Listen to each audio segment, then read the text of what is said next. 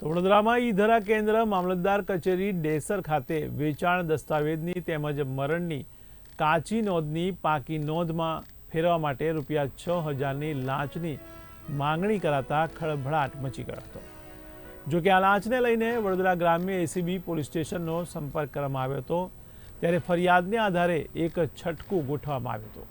ત્યારે આ લાંચના છટકા દરમિયાન રાજેન્દ્રસિંહ રામસિંહ પરમાર, જે પ્રથમપુરા સાવલી વડોદરાનો રહેવાસી છે અને ઈ-ધરા કોમ્પ્યુટર ઓપરેટર તરીકે ડેસર મામલતદાર કચેરી સાવલીમાં કરાર આધારિત ફરજ બજાવે છે, તેને રંગે હાથ ઝડપી પાડવામાં આવ્યો હતો।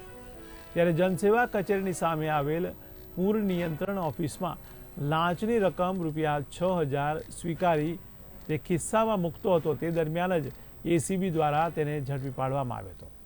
ત્યારે પોલીસે વધુ કાર્યવાહી હાથ ધરી હતી।